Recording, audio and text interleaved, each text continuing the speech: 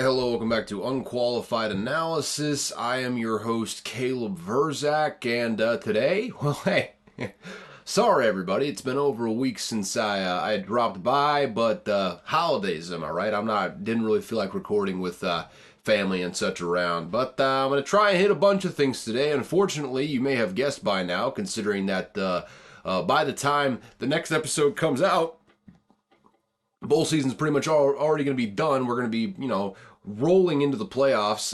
It'll be Tuesday, I guess. So I won't have any idea how the full slate of playoff games had gone. But by the time it all comes up and this next episode comes out on Tuesday, you will already have a pretty good idea of who's going to be in the national championship game. I truthfully forget the schedule of the playoff games. I think they're both on Monday, but don't hold me to that. That being said, maybe I push things back to a Wednesday, Friday format or some shit like that. We'll see what happens. We'll have to see what happens. I'm playing a little loosey-goosey with the timeline here on the old episode release. Obviously, though, gonna be kind of jumping around today. I'm not really gonna do a whole look through of the slate from last week. I'll just be kind of hitting some treetop stuff. I got some notes written down on the old phone here that'll probably get me to about an hour or so, and then kind of look at what bowl season has been so far. Kind of just dropped off the face of the earth when it comes to college football. Unfortunately, it's hard to keep up when you're talking about all the guys that are opting out for transfer portal, all the guys that are opting out for the NFL. It's a whirlwind. It's a whirlwind to say the least. So we'll probably hit that a little bit towards the end, but try to keep this fairly concise. So we'll start with Week 16 after I get a quick gigantic gulp of caffeinated beverage here, because boy, it was a long day of work, kids. Long day of work. But give me just a second here.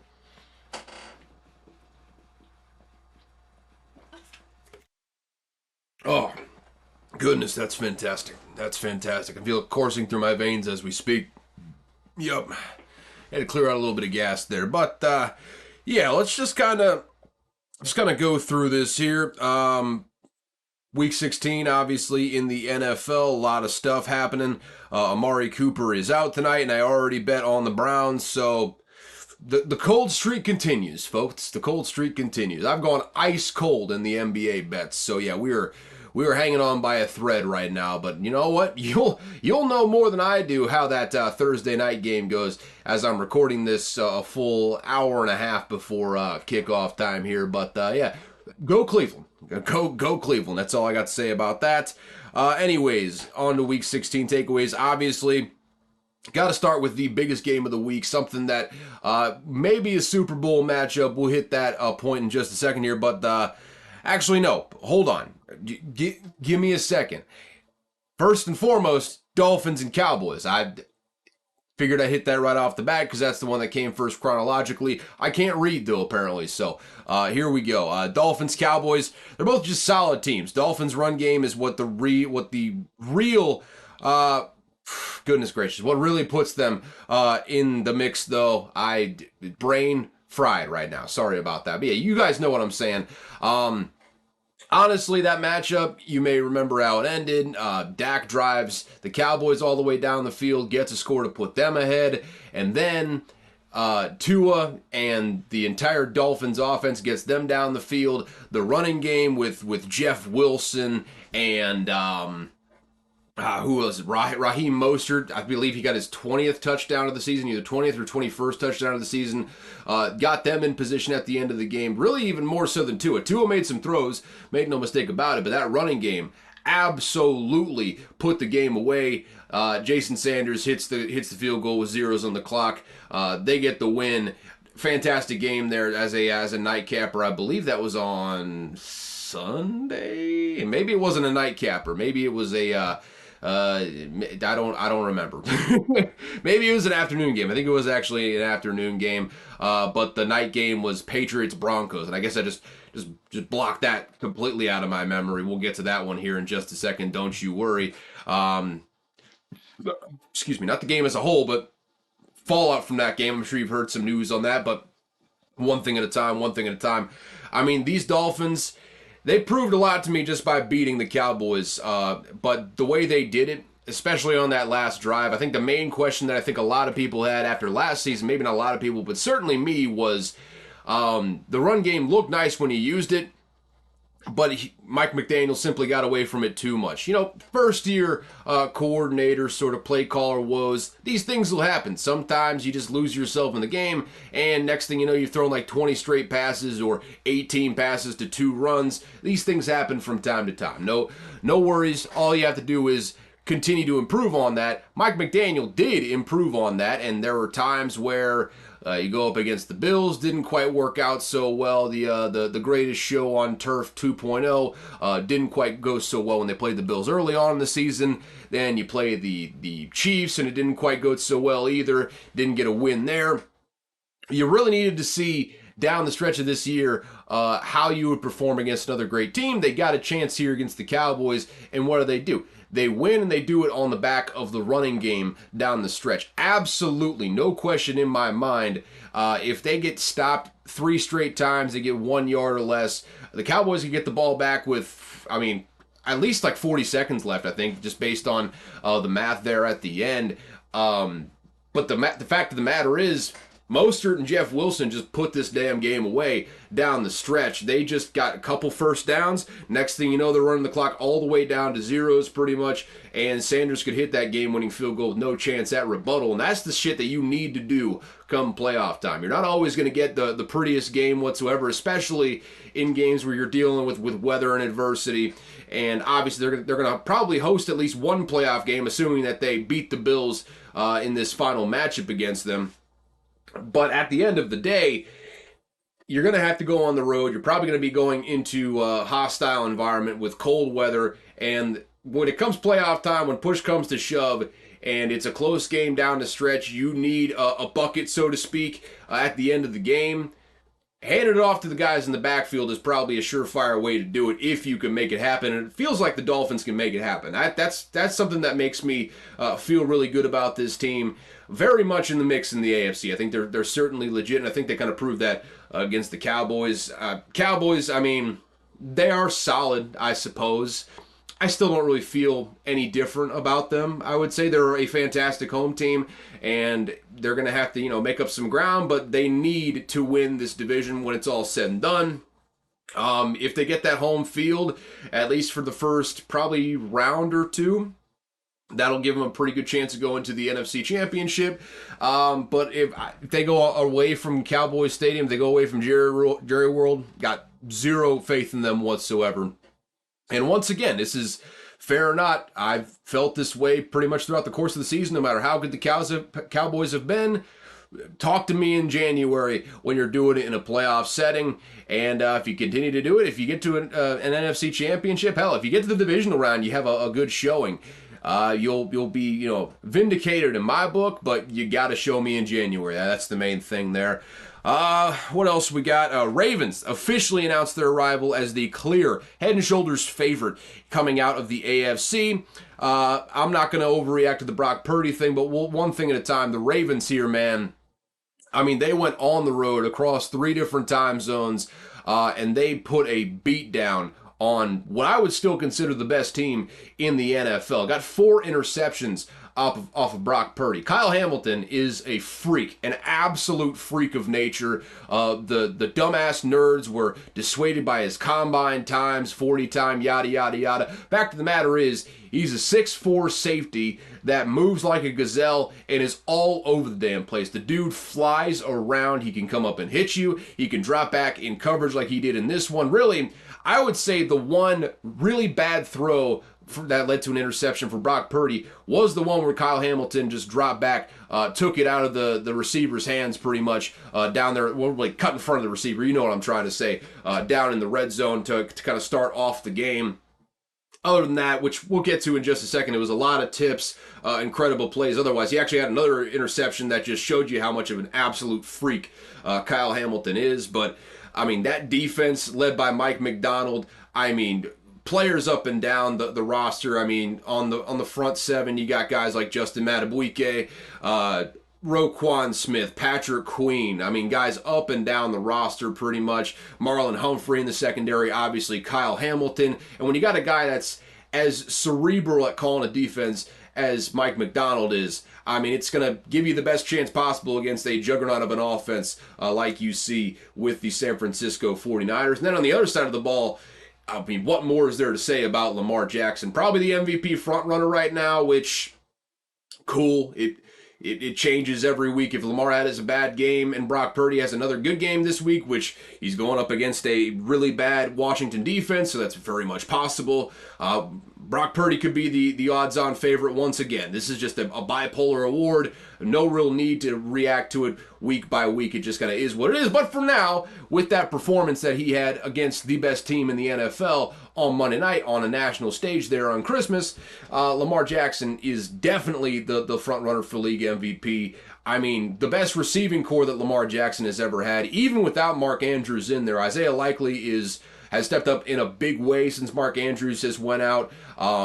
Zay Flowers is better than even, I think, anyone really thought going in. He's the legitimate number one receiver in this offense, and he's a lightning rod when he is out there. Odell Beckham Jr., maybe not quite the Odell Beckham of old, but still a big play waiting to happen. Rashad Bateman, former first-round pick, he's doing all right in his own right. This Ravens team has solidified, in my mind at the very least, that I mean, maybe coming into this past week, there wasn't a clear favorite in the AFC, but seeing what they did to the 49ers, it's clear in my mind now. It feels like they're going to be the number one seed. Feels like they're going to end up running away with that NFC North, unless the Browns have anything to say about it, but we'll see about that down the stretch. It feels like they're going to have home field advantage, and they're just clearly the best team in the entire conference, Kansas City included, which we'll talk about them in just a bit as well. I can't stop talking about the Ravens, though, before mentioning Todd Monken. There is a clear difference, and it wasn't quite so clear to start the season, still kind of, getting used to each other, kind of feeling each other out as far as Todd Monken, Lamar Jackson, all the talent in this room. But there is a marked difference from what this Ravens offense was last year under Greg Roman, last several years under Greg Roman, really, to what it is now under Todd Monken. That touchdown where I think they ran a play action or something, or just some sort of a misdirection, play design wise. I mean, scheme someone wide open. That's some shit that was not happening. Absolutely was not happening under Greg Roman in previous years. You weren't getting wide open touchdowns like that. You were having to get Lamar Jackson just making spectacular plays to get anything going on offense. That's not the case anymore. You're getting creative play designs. You're getting creative play calling. Clear, obvious upgrade from Greg Roman to Todd Monken. And I think ultimately that plus the investment in the receiving corps has put this team over the edge into Super Bowl contention. Kind of what I hoped and thought would happen coming in here ended up being the case. So, I feel really, really good about the Ravens. I think they're the clear frontrunners in the AFC. As for the 49ers, well, let's start with Brock Purdy, shall we? 4 interceptions, talked about it already. His day was cut short because he got a stinger towards the end, and they were already down by 2 touchdowns with 4 or 5 minutes left in the game. I think he wanted to come back in, but Kyle Shanahan rightly was like, okay, let's look at the big picture. We're going to still be 11-4 at the end of this thing. No need to put the season in jeopardy by putting Brock Purdy back out there. We all saw what happened when he wasn't out there. Sam Darnold is a good backup at all. I think that's probably what he's going to be throughout the course of the rest of his career. But he's not Brock Purdy. We need to protect the franchise right now and, live to fight another day. Understand that. As far as those 4 interceptions, though, and I made brief mention to it before, but the first one, terrible throw. I mean, just a bad read. Kyle Hamilton jumps in front of it. He earned that one. That was just a bad throw, flat out. The other 3, though, it was tips at the line of scrimmage, which led to interceptions. I mean, tips in the secondary that led to interceptions.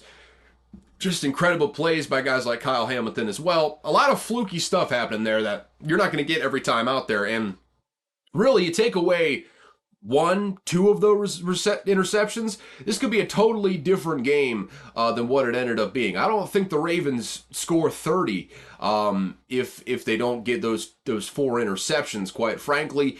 So yeah, I'm not really overreacting to this from either a team standpoint or a Brock Purdy standpoint. Maybe it hurts his MVP candidacy, but like I just said, if he comes out, throws like 4 or 5 touchdowns against a really bad Washington defense, meanwhile, Lamar Jackson has a down week, he'll be right back in the driver's seat of this thing. That's just how bipolar this award happens to be. Just totally narrative driven, totally just like, oh, whoa, look at that pretty thing that just happened, sort of award. So not really overreacting to any of that. And as a team, you're given a lot of short fields, a lot of turnovers. Again, I think a lot of this comes back to Brock Purdy throwing the 4 interceptions. It's going to be hard to win when you throw 4 interceptions. Just ask good old Nick Mullins over there with the Minnesota Vikings. Whew, we'll get to that here in a bit as well.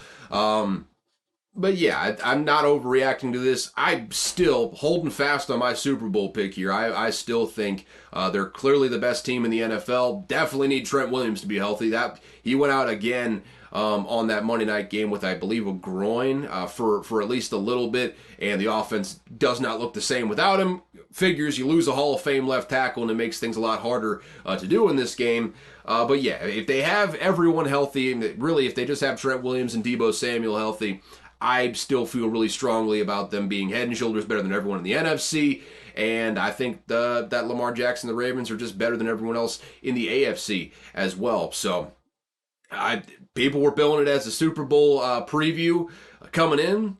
I don't think that was far off. I think we're going to be seeing round 2 of that hit there in late February, early February actually, at the end of this season when it's all said and done. But yeah, from there, let's move on. Well, really, first and foremost, as I'm trying to type in my password and get my phone back up, let me get a quick gulp of this. Not really much more than a gulp left in this.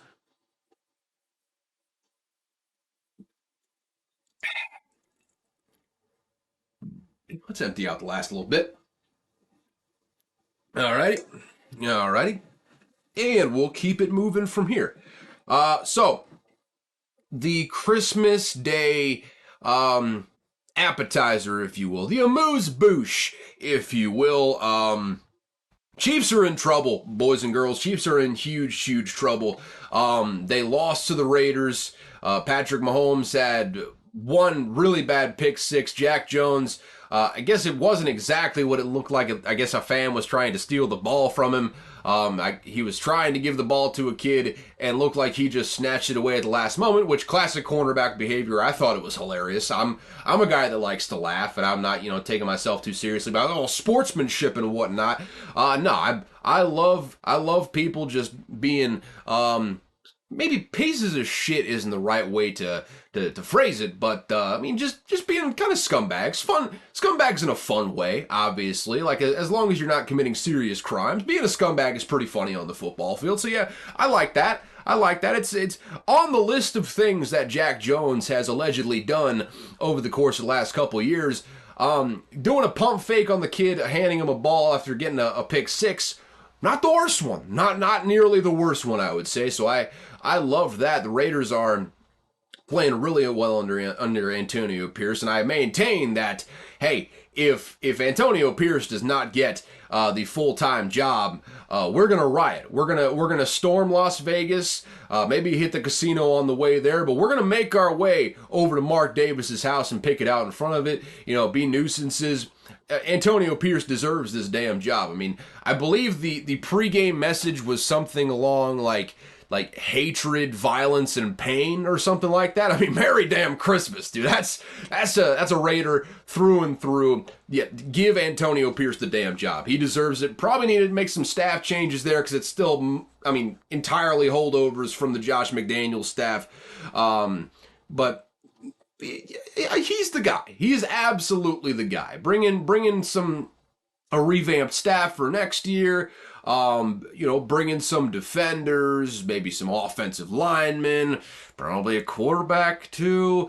And it should be, they should be solid next year. They were downright terrible under Josh McDaniels. So the way they're playing under Antonio Pierce, it's very impressive. But as far as the Chiefs are concerned, this is not a game that they should be losing with Patrick Mahomes as their quarterback. The offensive line is not playing particularly well. It has become more glaring than ever that there is not a soul on that receiving core outside of Rashee Rice and Travis Kelce that anyone can trust. Kelce's getting frustrated, throwing his helmet on the sidelines. I mean, Taylor Swift is pissed up in the stands, absolutely not having a good time.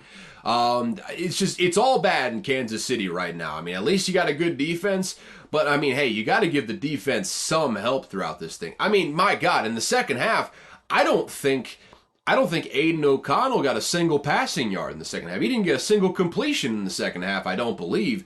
They played exceptionally well on that side of the ball, did the Chiefs.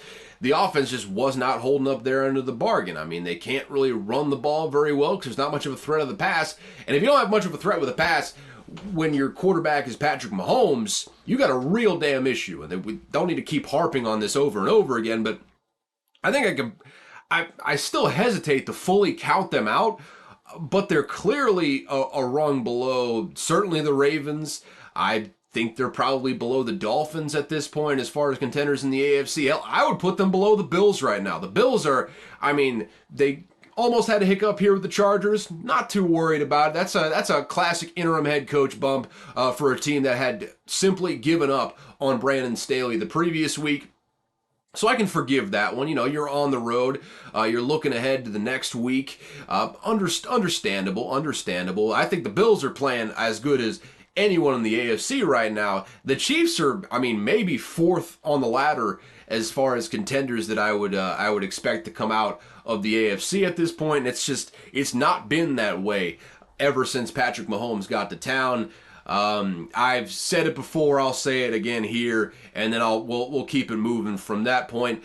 Wholesale changes are on the way this offseason in the receiving core. I don't know what that looks like. If I had to guess, just based on the history of this front office, they're probably not going to go out and pay big money for a big-time number one wide receiver. It doesn't mean they shouldn't. Doesn't mean they shouldn't try to make a run at a guy like Mike Evans in the trade market. Though with the way that Buccaneers team has been playing, maybe they don't. Maybe they aren't sellers on Mike Evans right now. Maybe they're like, okay, maybe we pay a nice little discount price for a mid-level starting quarterback in Baker Mayfield, and then we just beef up the whole roster from there. Wouldn't blame them on doing that at all, but wholesale changes are coming to that. I mean, really just the entire offense there, from offensive line to receivers. It feels like a revamp is coming this offseason, because when you got Patrick Mahomes as a quarterback, no time to waste whatsoever, especially when the guy is trying to put together a GOAT sort of resume when it's all said and done. That'll be one of the stories to watch this offseason. What do these Kansas City Chiefs do to rectify that situation this offseason? Won't know until we get there, but we move on from here. Browns might be the team that throws the whole AFC for a loop, though. That's the one of those teams that I didn't really put out there initially. I mean, the Browns are playing some great football right now. Jay Flacco is just slinging the pill, just absolutely throwing bombs downfield. I mean, Amari Cooper, I think he had a gigantic game in this one. I need to find the actual stat line here. I am entirely sure I scrolled past it at this point. Not sure how I can't find it. Ah, yes, there it is. And yeah, Amari Cooper, he did get injured in this one, had a heel injury that ultimately is keeping him out tonight as I'm recording this on Thursday night. But my goodness, 11 receptions, 265 receiving yards, 2 touchdowns. And Jay Flacco had 368, 3 tutties, and 2 INTs. I mean, the guy is just no holds bar, just throwing the ball down the field with reckless abandon. He is looking like vintage Joe Flacco, just throwing fuck it balls down the field. That beautiful spiral with his cannon of an arm that he's got out there. These Browns, man, they're 10-5. They're definitely, I mean, not, I don't want to say definitely, nothing is definite at this point, but they should be going to the playoffs. They've got the best defense in the entire NFL. And if Joey Flacco can get hot, which he has been able to do in the past, you may remember that he had a just blazing hot Super Bowl run when he was with the Ravens that ultimately got him a $100 million contract, and people asking whether he was elite. He has been able to get hot before. He's kind of hot right now. He's turning the ball over like a son of a bitch, but my God, he is tossing the ball down the field. I think he's got over 1,300 yards in 4 games. Dude is slinging the pill. He's playing better than what Deshaun Watson did. If he can get hot in the playoffs, and this Browns defense is allowed to show out the way that they can, I mean, the Browns could fuck up everyone's day. They could be pissing in wholesale Cheerios come the postseason time with how this is shaping out right now, man. I mean, tell me one team in the AFC outside of the Ravens, which interdivisional opponent, you got familiarity there. You could very easily see the Browns coming in and upsetting the Ravens just based on that factor alone. Tell me one team in the AFC that you would say definitely will beat the Browns in the postseason. I don't think there is one. I certainly don't think the Chiefs are going to be one. Like I just said, I don't think the Ravens are going to be one of those teams. I don't think the Dolphins are going to be one of those teams. Hell, I don't think that the Bills are going to be one of those teams. And I think the Bills are playing, outside of the Ravens, probably the second best in the AFC right now as far as like quality of play at the moment. I mean, they're on fire at the moment. So, but the Browns, man, again, this is all like at the end of the season. I think I said this in relation to the Bills last week or 2 weeks ago, whatever it was. Time is a flat circle at this point. You know how it is.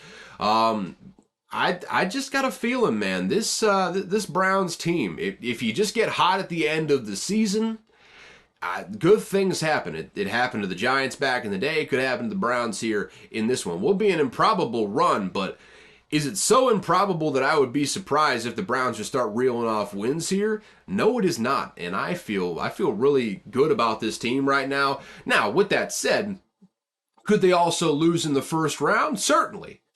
But if Joey Flacco gets hot with that defense, man, this could be a magical run over there. With the Cleveland Browns.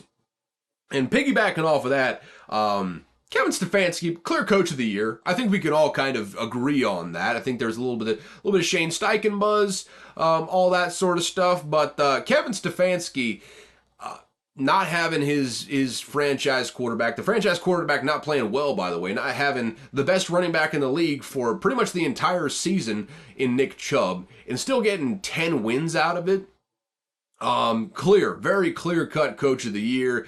And a hat tip to Jim Schwartz, who was everything that we thought and hoped he would be coming in. I mean, he coordinates with his hair on fire. He has instilled an aggressiveness in this Browns defense that we had not seen in previous years. And that, I think, plus the addition of Zadarius Smith, is the big difference in previous years where they were underperforming and this year where they're truly living up to that billing with all of that personnel, all that talent that they have on that defensive side of the ball.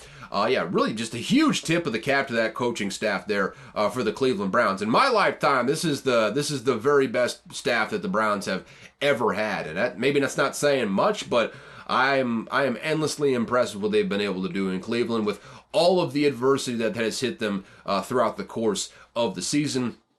We'd love to see him going on a little run. If for no other reason than I grew up in and around Baltimore, and I remember that run with Joe Flacco and how magical it was. So, with that said, we'll see. We'll just wait and see on that one.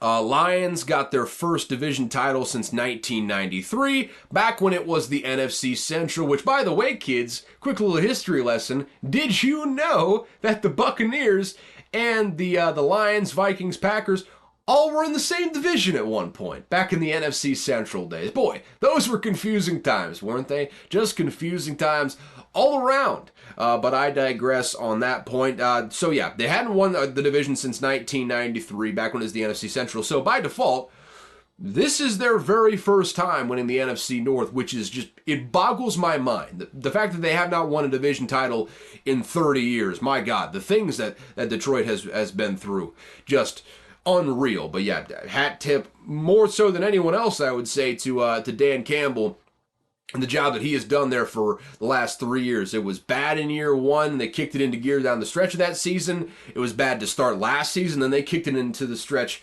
at the end of that year. Pissed straight in the Packers Cheerios at the end of the year, which I think really kind of juiced them, jump-started them into this season. Then you see what they've done this year. The defense hasn't been spectacular, but 11-4, they're division champs. They're going to be hosting a playoff game with a starved fan base that has not been this excited in years upon years upon years. Very emotional times in Detroit.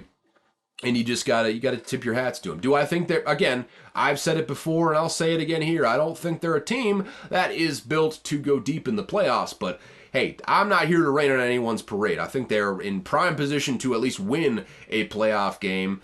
Well, they could also be facing Matt Stafford in the first round, which would be quite awkward. Also would put the final feather in the cap as far as heartbreaking ways to lose if their old quarterback Matt Stafford comes into the building and beats them in the first round of the playoffs, which I am a Vikings fan. I wouldn't say that wouldn't be fucking hilarious. I mean, it would. It absolutely would be hilarious, and kind of rooting for it a little bit. But if they do win, I'm not going to be too offended either, because the Vikings ain't going to really win shit either way. Yeah, speaking of which, one more congratulations to the Lions fans. Slaps, clap it up. Snaps, clap it up.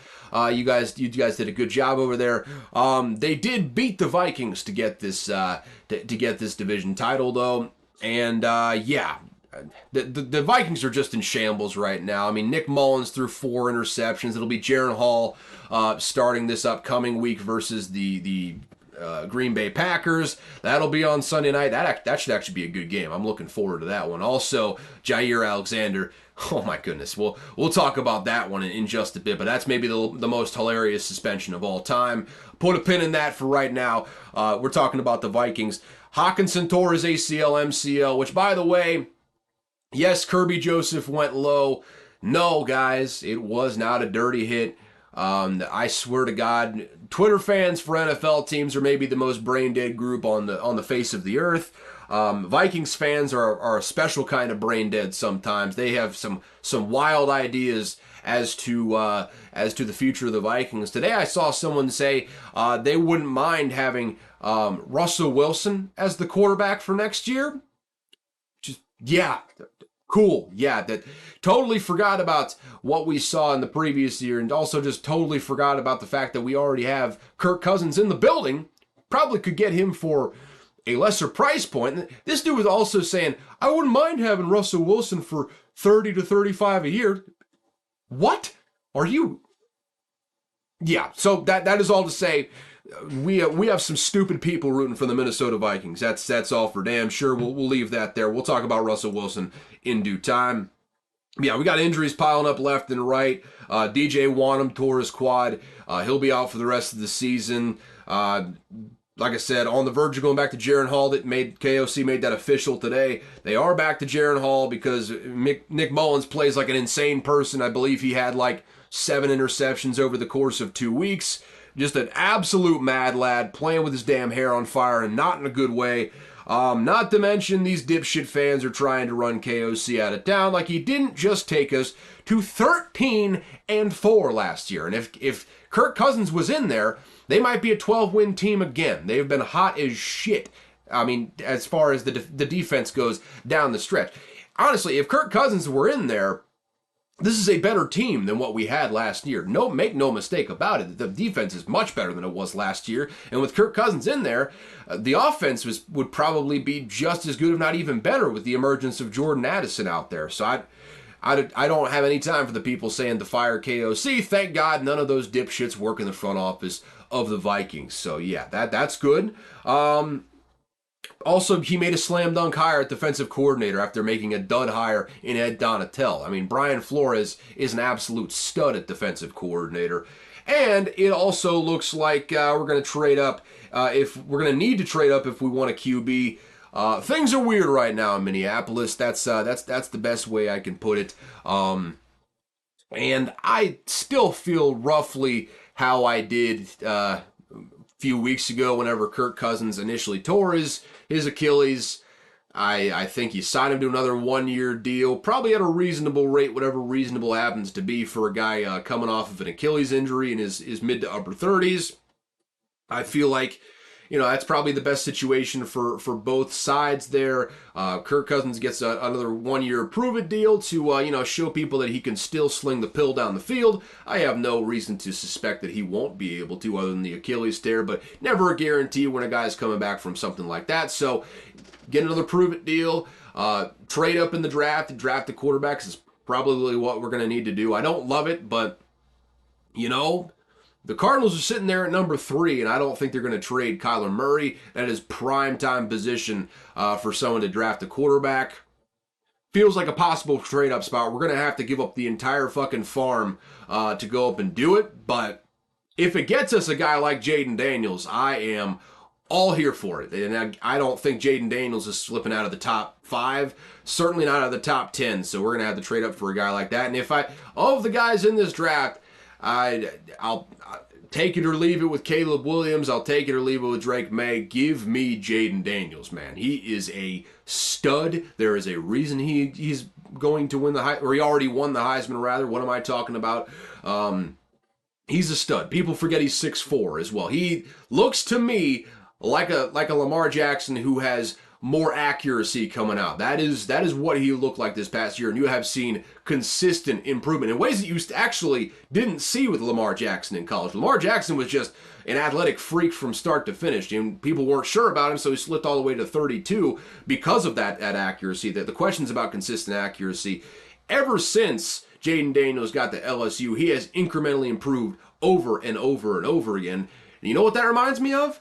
Dak fucking Prescott with Mississippi State. He was a bad passer whenever he first got in. Then he became a bad passer who was a good runner, who was, could hit some throws every once in a while, to him in his final year being a very good passer and a very proficient runner, and now we've seen what he's done at the NFL level. I think Jaden Daniels could have that similar sort of career arc, and he is more physically talented than what Dak is. So yeah, give me Jaden Daniels if we can trade up and get him. There's going to be a lot of takers there for that number 3 pick or wherever the Cardinals end up picking. But that's the one. That's the one that's going to be in the top 5 that I don't think is going to be in the market for a new quarterback. So that's probably the one that's going to be open for business. That's probably the spot where the Vikings may want to trade into when it's all said and done. But yeah, it's weird times in Minneapolis, and I think they could still technically make the playoffs. They're 7-8. At that point, hopefully you'll be starting Jaron Hall. Who's to say at this point? I mean, 4 starting quarterbacks this year. It's been an absolute mess from start to finish. Got injuries up and down the roster. We are literally limping into the finish at this point. So, cool. Would love to have a playoff game. Would love to go to the playoffs. If not, I mean, my eyes are all towards the future here, and it's going to be interesting. I think got a couple of huge contracts possibly coming up this year with Danielle Hunter and Justin Jefferson this offseason, in addition to whatever you do with Kirk Cousins. So big decision time for Kwesi Adofo-Mensah. Got a lot more cap space this year, which should help, but a lot of decisions on the horizon for the Vikings. So with that said, let's move on from here.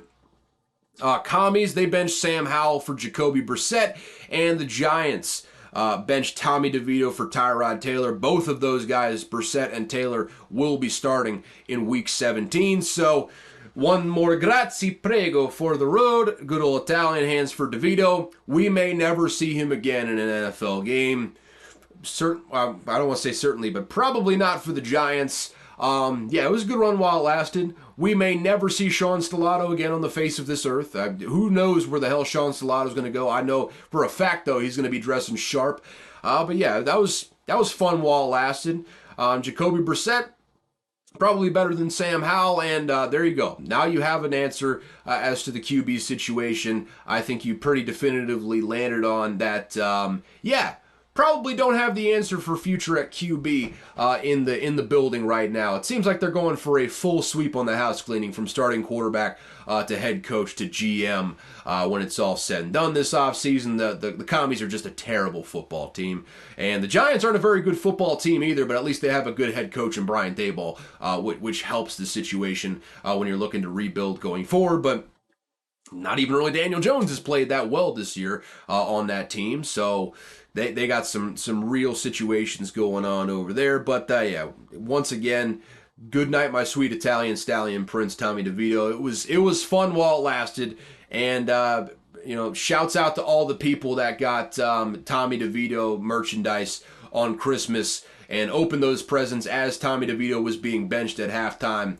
My thoughts and prayers are with you, but mostly just my uncontrolled laughter, because that's pretty fucking funny. Here we go. Let's get to Russell Wilson. It's Jarrett Stidham time in Denver. Looks like Wilson's time with the Broncos is coming to an end. Jarrett Stidham will get the start through the end of the season. This is financial related. It's not like Russell Wilson was playing terribly. I think they were definitely kind of calling an offense around Russell Wilson's limitations, let's just say. I think it's a lot of credit to Sean Payton for the 26-9 touchdown to interception ratio this year. But the fact of the matter was that kind of felt like this was maybe not going to happen. Maybe they weren't going to bench him. I thought they would still probably part with him this offseason. It's a massive dead cap hit, though. Dead cap hit. Either they're going to be taking like an unprecedented like $89 million dead cap hit next year, or if it's a June 1, they're spacing that $80-some million cap hit over the course of 2 years. Either way, they're going to be taking a massive dead cap hit if they cut Russell Wilson. However, they will be saving money if he doesn't get injured, because he has $37 million on his contract. It becomes guaranteed this offseason if he cannot pass a physical, meaning it is injury guaranteed.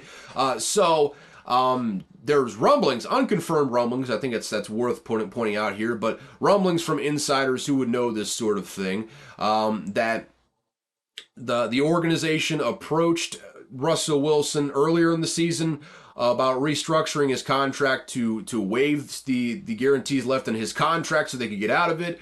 Obviously, Russell Wilson was saying, go to hell. I don't owe you shit. You signed me to this contract. Live with the consequences. And then later on in the year, they were like, okay, with that being said, might as well save money where we can and save that $37 million. Sit Russell Wilson. It screams dirty business, and it screams a lot of penny pinching. But what were you guys expecting from Walmart management and ownership, which is what the Penners are? Greg Penner, he married into the Walmart family, or Walton family, who owns Walmart. So this is, if you know anything about the way Walmart does business, you probably shouldn't expect them to spend huge money when it comes to how they run a franchise, and expect them to pinch pennies when they can, which is absolutely what they are doing here. So yeah, it's going to be Jarrett Stidham on the way out here for Denver, and then going forward, I don't know what the hell the Denver Broncos are planning to do next year. I think they might just be, without saying it outwardly, what they do with that cap hit is going to be telling. I think if they designate Russell Wilson as a post-June 1st cut, I think that tells me they're probably still trying to win a lot of games next year. I also wouldn't be shocked, though, if they just said, look, we're going to need some good draft position to get some really good players in the building. Let's just take a ginormous cap hit this upcoming year, eat the whole 80-some million. We're going to have zero flexibility in free agency. It's going to hurt a whole lot. We're probably not going to be very good next year. We're not going to be able to sign a really high-quality quarterback, but we're going to have really good draft position the next year so we can just reload. No one's going to outwardly say that, but the Texans just did it for years on years down there in Houston, and then ultimately ended up hiring DeMeco Ryans and drafting Will Anderson and C.J. Stroud, and you see what they're doing now this year. So it's not like it doesn't work out. It is unethical, to say the least, especially in a football setting where guys are just ripping their bodies apart 17 times a year. it's not unprecedented, though, and it's something that I think they really are going to take a look at. And honestly, I would not be surprised if they just, ate it for this upcoming year and just go full tank mode for a season before reloading and getting back to it. I think there's going to be a wholesale cleaning of the house this upcoming year. I don't know what they're going to do with George Paton, man. He's the one that made this terrible trade, signed probably the worst contract in NFL history with Russell Wilson. I mean, top 5 worst trade and top 5 worst contract in NFL history that he executed and signed with this Russell Wilson deal. So, yeah, he's, almost single-handedly the reason why the Broncos are in this situation. So I hope he is on his major league smoozing shit right now, because, boy, his seat has got to be hotter than just about anyone else in the building right now. I don't know what the hell the future holds in store for George Paton, but it feels like wholesale house cleaning is coming. I think that maybe they trade Patrick Surtain. I think that's a guy that you'd like to build around. Elite corners just don't grow on trees, man. And that's a staple that you can build an entire defense around. If you can get an edge rusher as well, that's a staple for a top 10 defense year after year if you have those two guys in the building. So I think you probably keep Patrick Surtain. You probably keep Cortland Sutton if you can. Outside of that, though, maybe the free agents they just signed this past offseason, many of them are safe. Everything that's not nailed down, it's fire sale time, baby. I feel like they are about to hit a bit of a reset button. I'm not sure Sean Payton is going to love it. I think he's one of those guys that hates losing more than just about anything else on this earth. But I think he also wants to get his guys and his personnel in there, and right now does not seem to be the case. And with all that said, feels like George Paton might not be the one to be making those moves. Feels like there's going to be a new GM there in Denver in due time, if I had to guess. But hey, that's going to be a messy situation for the offseason, to say the least. A messy situation. What are we doing on time right now? 45 minutes? We're making good enough time. We're making good enough time, right? Yeah. Chargers surprisingly released team captain Sebastian Joseph Day last week before their loss to the Bills. Narrow loss, by the way. The Niners claimed Sebastian Joseph Day off of waivers pretty much immediately. I don't think he played in that game against the Ravens. That's a good defensive tackle, though. I think Sebastian Joseph Day wasn't the problem. He was a team captain for the Chargers, though, which, they were a bad culture, and you could see that from a mile away. So understandable why you think you need to set a tone, send out some of the old guard to send a message to the locker room, get things to change a little bit. But for right now, yeah, I understand it, but he was not the problem, I don't think, and I don't think it's going to get better without him in the building. I think he makes that 49ers defensive line that much more formidable, and on a team that, outside of Javon Hargrave, don't really have that elite defensive tackle opposite of Javon Hargrave. I think having Sebastian Joseph Day in there, don't get me wrong, I don't think he's an elite defensive tackle. I think he's a very, very good defensive tackle, borderline Pro Bowl sort of player there, which that'll do nothing but help the 49ers defensive front. I think that's definitely going to help them down the stretch, and a huge pickup for them on the waiver wire. I can't believe that he made it all the way down to the 49ers on the waiver wire, quite frankly. So good pickup for them. The Chargers is the Chargers. They're a big old mess over there. Mason Rudolph, he will get to start next week after he and mostly George Pickens, I would say, almost entirely George Pickens, torched the Bengals this last week. Only way it could have been better is if he'd have done it on Sunday, if it were Christmas Eve, and then we could say, then one foggy Christmas Eve, Santa came to say, Rudolph, with your nose so bright, could you guide the Steelers offense tonight? And then, he throws for whatever it was, just below 300. Literally, I need to look up the statistics here. He didn't throw over 300, I don't think. George Pickens had 4 receptions for 195 yards. That was, only like less than 100 yards to the rest of the receiving core did Mason Rudolph throw. And he ended up with like 10.7 yards per attempt, 2 touchdowns. Again, both of them to George Pickens, by the way. One of them being an 86-yard touchdown. So, hey, he played better than Mitch Trubisky. I'll say that for damn sure. And then you had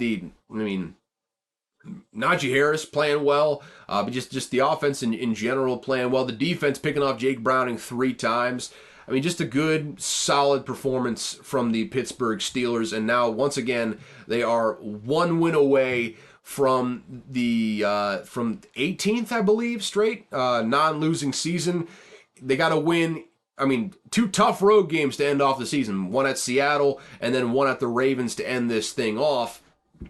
But, I mean, if they just win one of those games, once again, it is another winning season for Mike Tomlin, and he's going to have that opportunity to go out there and hire another offensive coordinator, which we'll see how it works this time around. But for right now, Mason Rudolph is going to get to start this next week versus the Seattle Seahawks.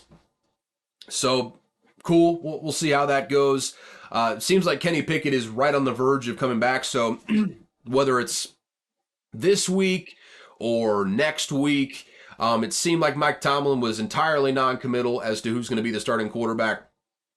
Feels like it's one of those things where they're going to start Mason Rudolph this week, and then if Kenny Pickett is feeling good, he'll be back for that Ravens game to end off the season. I still think Kenny Pickett is the very best quarterback option that you've got in the building right now. Still didn't get a whole lot of touchdowns throughout his time starting, but didn't turn the ball over for about a million weeks straight pretty much. So I think he still gives you the best chance to win when it's all said and done over there. George Pickens, though, that 4 receptions, 195 yards, 2 touchdowns. He basically said the whole blocking out the noise, which obviously you were listening, but that's neither here nor there.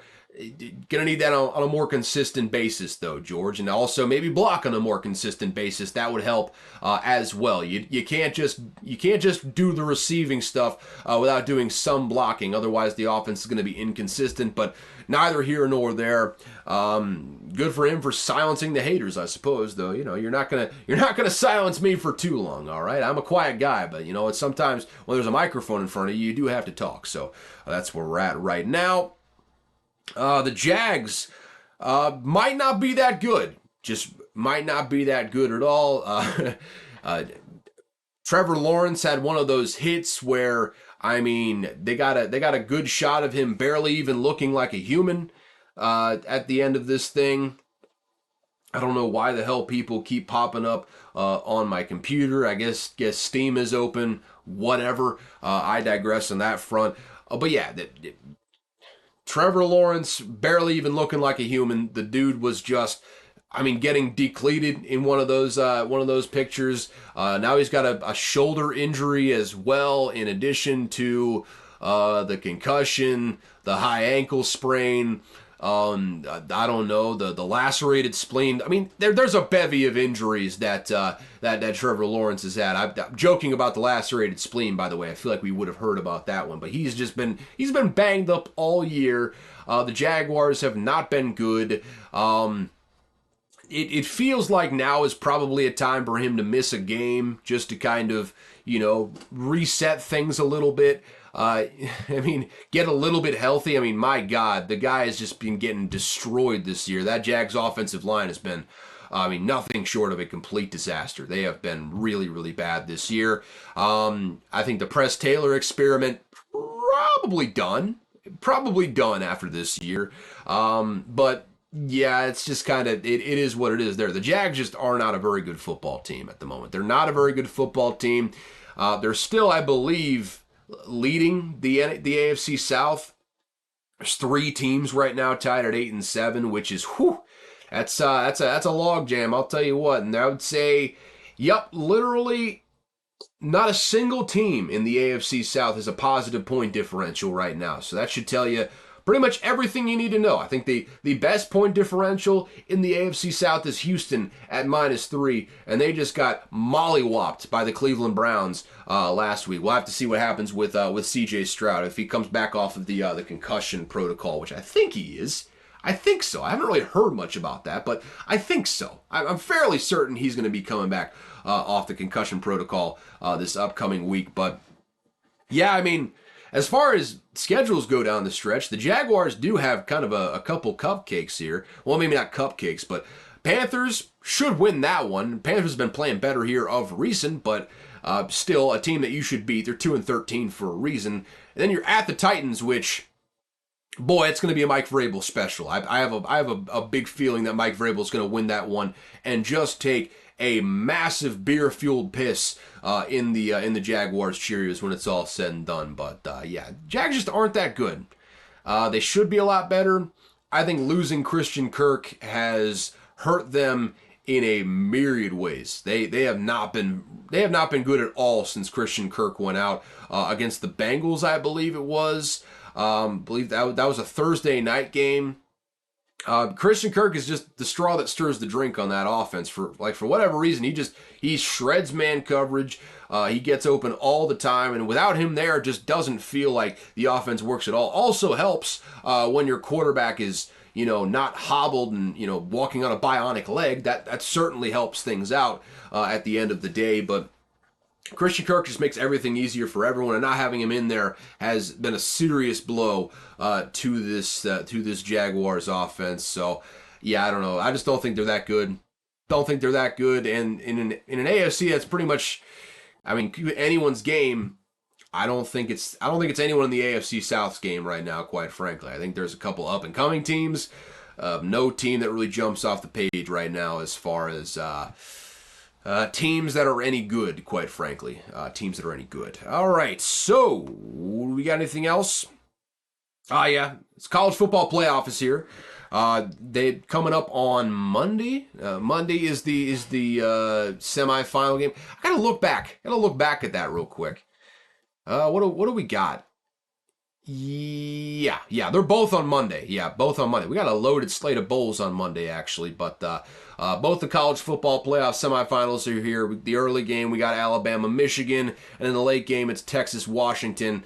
I think I'm going to be recording that episode on Tuesday. That would make a lot of sense. Otherwise, I'd be having to miss football to record this podcast, which wouldn't make much sense at all. So, yeah, we're going to be... episode's coming out on Wednesday for that one. Wednesday. So, yeah, it's going to be awesome. Let's just enjoy this last 4-team playoff before it gets ruined next season by that stupid 12-team model and their dumbass automatic qualifying. Don't get me started on that, man. I'm pissed off at that one. But I think this is going to be the best 4-team playoff that we've had. Certainly the best matchups that we've had. There's no team that you could say, like, oh, they got in because they were the most deserving, had the best resume.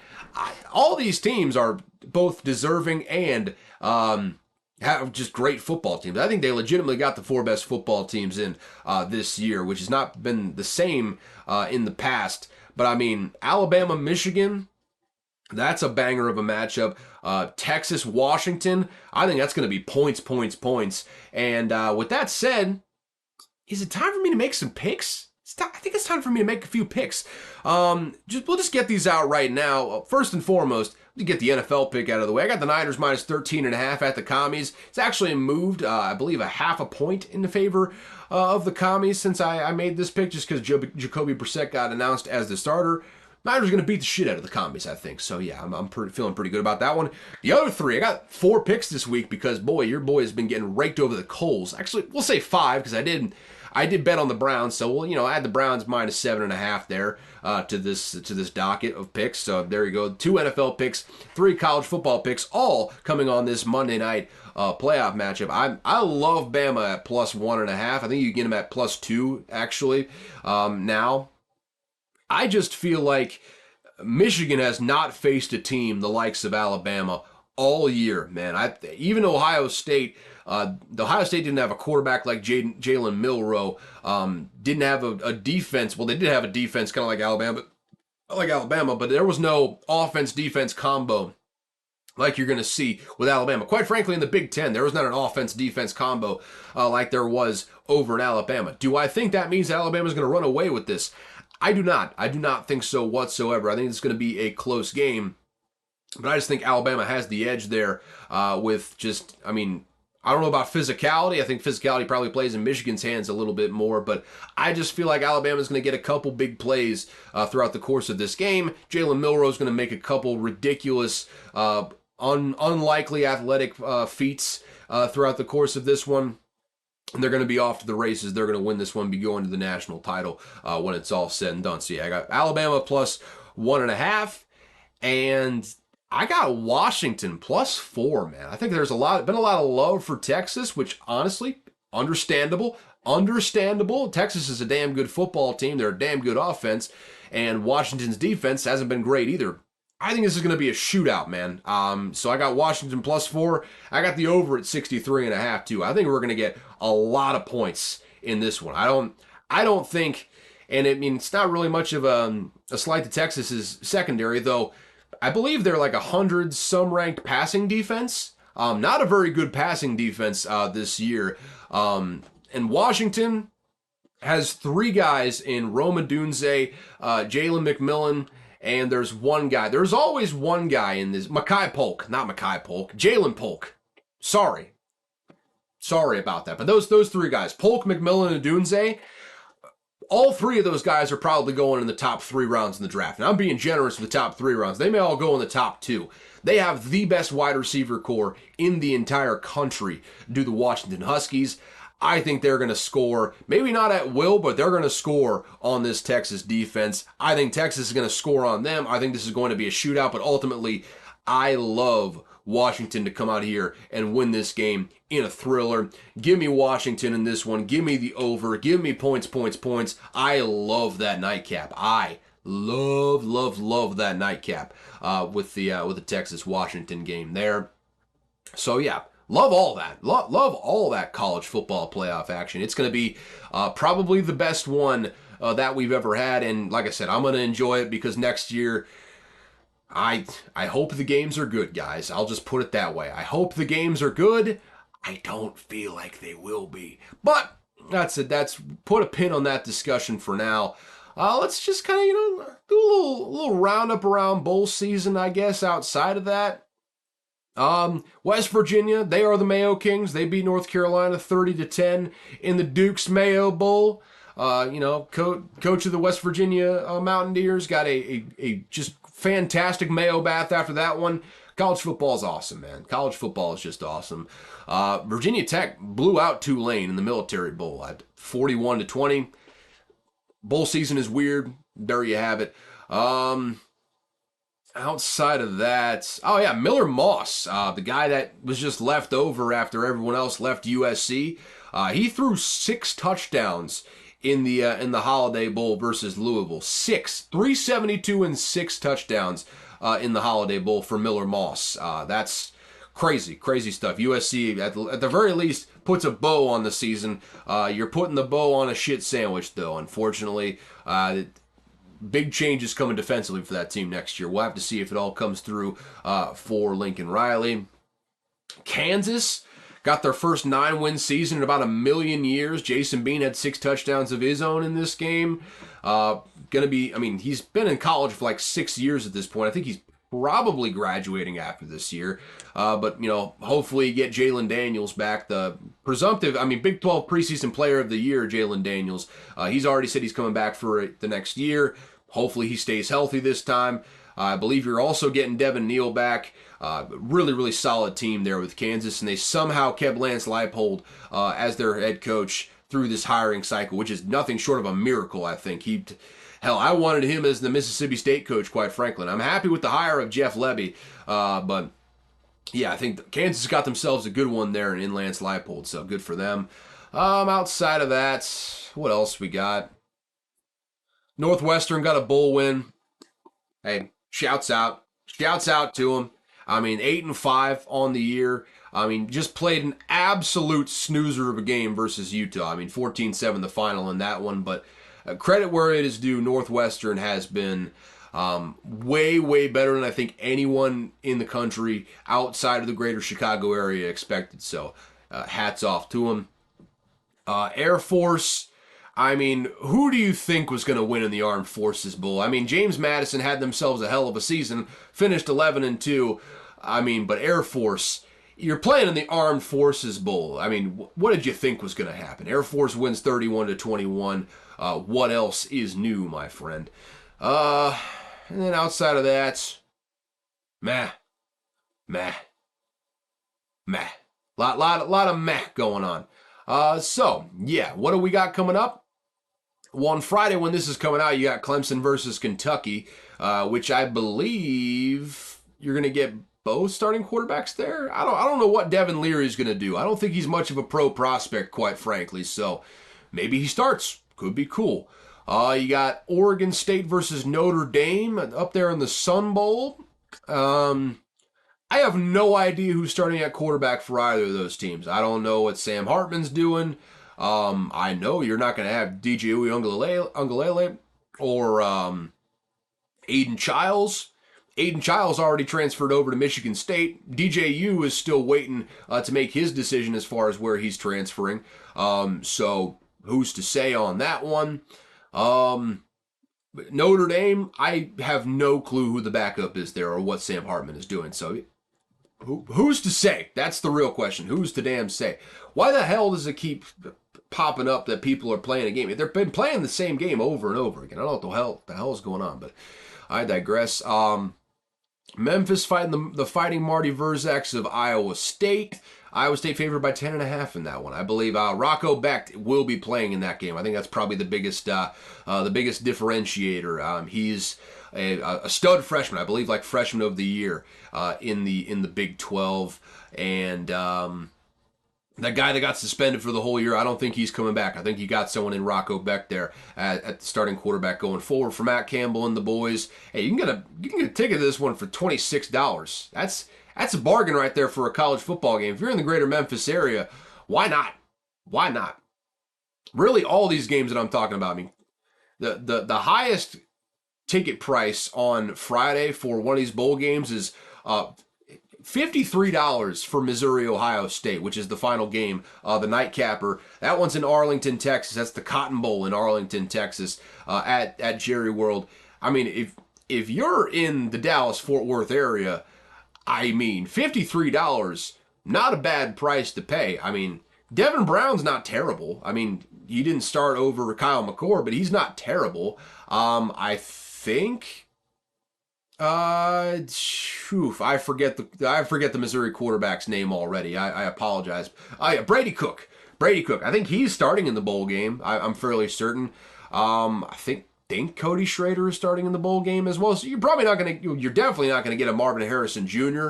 In the bowl game. But man, $53. You probably pay $100. You're right down there in a good seat. I mean, what better? I mean, maybe if you have a life and friends, you're going out to the bars, but $100 for watching a top 10 matchup on Friday night? Are you kidding me? I'd go to that in a heartbeat if I was in the area, man. That sounds fantastic. So yeah, I mean, that's going to be a fun one, I suppose. Ole Miss, Penn State. Penn State's still favored in this one, actually. Ole Miss is playing everybody. I mean, everybody is playing for Ole Miss right now. I'm talking Jackson Dart, Quinshawn Judkins.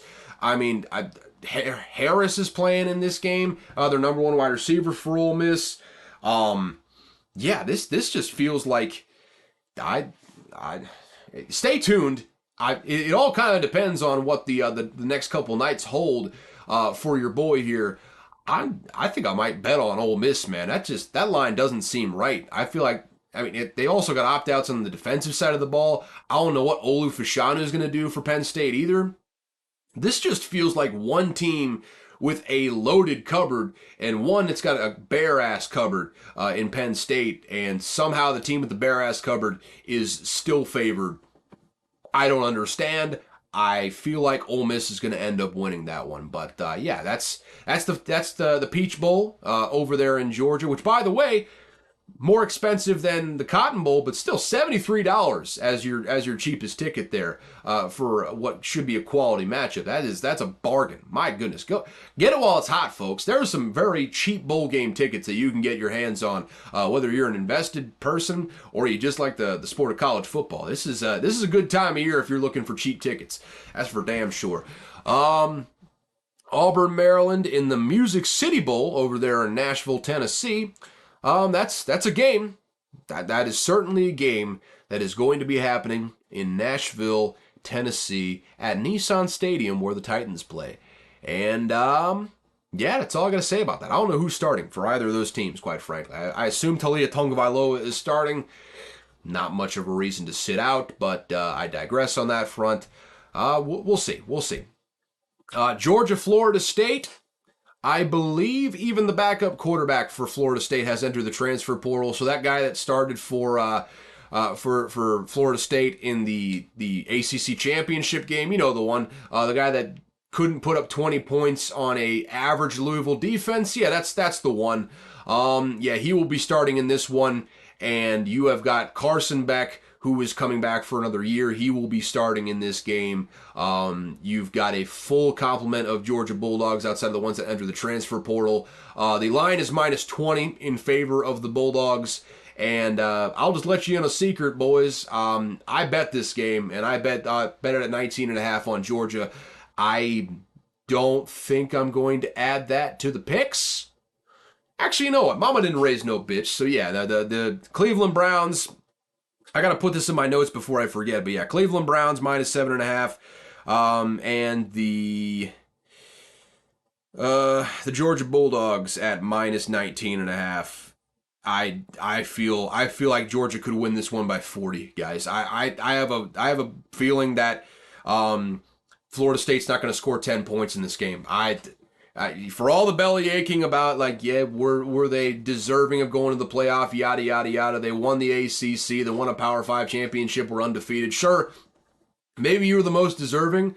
I think Georgia feels like they were the most deserving, too. And they have a full complement of players that are going to be pissed off. I mean, mad that they did not make it to the college football playoff. I think Georgia's going to win by about 1,000,000 points. I think they're going to just beat the life out of Florida State in this game. So, yeah, that's going to be one to watch. I think we're going to be watching a live murder on national television in that one. I think Georgia's going to win, and they're going to win big. And a little spoiler alert, I think I've already called it before this time, but again here on December 28th of 2023, I am predicting for Georgia to win the national title in 2024. I think Carson Beck is going to be a Heisman finalist, and I think Georgia is going to win the national title in 2024. I think they've got all the bones there to have a fantastic season next year. I mean, if they just won the SEC championship, they would be in the playoffs this year. So that should tell you all you need to know on that front. They're going to be mean, and they are coming in with a fury of God behind them. I think they're going to beat the hell out of Florida State. I'll just leave it at that. We've got the Barstool Sports Arizona Bowl, Toledo, Wyoming. Toledo 11-2, by the way. I mean, the Rockets are humming right now, absolutely humming at this moment. And you can get a ticket for this if you're in Tucson. Beautiful times, beautiful place out there in Arizona, by the way. I love Arizona, man. I'll tell you what. I don't want to get off on too much of a tangent. Arizona is one of my favorite states in the entire United States of America, folks. It is a beautiful, beautiful state, and you can get the desert, you can get the mountains, you can get all sorts of basically anything you want. It is beautiful out there. If you like nature, Arizona might just be your place to hang out there for a little bit. But I digress. I don't know a damn thing about Toledo or Wyoming. It should be a fun game, though, or not. Who's to say? Yeah, I don't know. Wisconsin, LSU. Would be fun if Jaden Daniels was playing, but he's not. So, yeah, it's just, it's a game. Could be a good program builder for Wisconsin. Could be a nice, this is really just a springboard into next season, I would say, for both of these programs. So that's pretty much what we're looking at there in the ReliaQuest Bowl. Shout out cowards for not letting Mississippi State defend their ReliaQuest Bowl championship, but understandable. You can't let all 5 and 7 teams in. I understand. I get it. But don't gotta like it. Don't gotta like it. And down there in Tampa, Florida, Raymond James Stadium, good spot. Hopefully it's just a fraction of as great as it was last season when Mississippi State won against Illinois in that game, in just a rock fight of a matchup. So maybe there'll be a little bit more scoring this time around. Liberty playing against Oregon. Hey, this could have been a playoff matchup. Boy, aren't you guys glad you went to 12 teams and got automatic qualifiers out of the group of 5? Man, number 23 Liberty, they definitely deserve to be in a 12-team playoff, don't they? I hope Oregon just paints the walls with Liberty's blood in this one. I'm in a vindictive mood, quite frankly. The only thing that gives me pause is Bo Nix will not be starting in this one in all likelihood. He's gone for the NFL draft. I don't think he's going to start in this one, and I don't know who the backup is for Oregon. But Liberty played the worst strength of schedule in all of FBS. Not just Group of Five, not just Power Five, which they're not in. The entire FBS. Out of 133 teams, they were 133rd in strength of schedule. And yeah, I think Oregon has feasted on teams like this all year. Not going to have Bo Nix. Don't know about Bucky Irving either. I feel pretty good that Oregon's going to win this one and win this one comfortably, though. I didn't bet on this one, but -17 seems like a appropriate line. So I feel like they're going to win by at least that much. They're going to win pretty emphatically, I think. Iowa versus Tennessee in the Citrus Bowl as well, coming up on our final bowl game to look at here coming up. I think Iowa's got pretty much everyone playing, so that's good for them. Joe Milton opted out of this bowl, which seems like kind of an understanding from both sides. I think Joe Milton probably would have played in this game if Nico Iamaleava wasn't just sitting there behind him. But I feel like, and I don't think anyone's ever going to come out and say anything about this, but I feel like there was a conversation between Joe Milton and the coaching staff, and they came to an understanding like, look, you don't want to get hurt going into the draft. Draft stock is already probably kind of depreciated from where it was at the start of this year. You don't want to make that even worse by getting injured, a la Hendon Hooker last year. Why not just get ready for the NFL draft? Meanwhile, we can get a look at the number 1 overall recruit in 2023, Nico Iamaleava, quarterback there, and I think everyone wins in this situation. I am fascinated. This is going to be a very, very interesting one. I don't remember if I have off on January 1st. I think I do. I want to say I do, so that might just be a day completely filled with football. This is the 1 o'clock game, though, on ABC, the Citrus Bowl between Iowa and Tennessee. This is a good test for Nico right out of the gate. I don't know how well he's going to play in this game, but I am fascinated to see how he performs in this Josh Heupel offense. And obviously, it's not quite the Josh Heupel offense that we saw last year under Hendon Hooker. But I mean, Josh Heupel, with the offensive bona fides he has, he's going to get that thing running again. And with Nico in there, a 5-star guy, a legit bona fide, I mean, number 1 recruit last season or coming into this year, I am endlessly curious to see how he performs against this vaunted Iowa defense. And yeah, with that, looking forward to that. Should be good. Hammer the under at 35.5. I want it. I want Iowa to end off this season strong with another under. That's all I want for Christmas, quite frankly. But yeah, with that, been talking for probably, what, an hour and a half? Hour 15, hour 16. So yeah, with that, we'll cut it off there. Thank you so much for tuning in to Unqualified Analysis. Do this a couple times a week. We don't need to look at week 17 for the NFL. Y'all can look up those games yourself. I feel good about those. I went over the picks. That's pretty much all you need to know. But yeah, thank you so much for tuning in to Unqualified Analysis. We do this a couple times a week. The days are going to vary over the next couple weeks, but Tuesday and Thursday, usually what you can expect. Not going to be like that next week for sure. But yeah, stay tuned for that. Yeah, follow me on Twitter at Caleb Verzak. You can hit me up there. DMs are open, so go ahead, follow me, hit me up there if you want to talk about the show and whatnot. If you want to hit up the email, it's unqualifiedanalysis@gmail.com. Both of those links will be down in the description. But yeah, go ahead, subscribe wherever you're listening to this, Apple, Spotify, YouTube, you name it. Just go ahead, hit subscribe if you're listening to wherever you're listening to it. And yeah, with that said, one thing I learned this week, by total coincidence, the first and last soldiers who died in World War I are buried to each other, next to each other in the cemetery in Mons, Belgium. Just total coincidence. They were buried directly next to each other. Pretty cool, pretty poetic coincidence, though. Yeah, with that, y'all have a good one. I will talk to y'all on Wednesday, I suppose. See ya.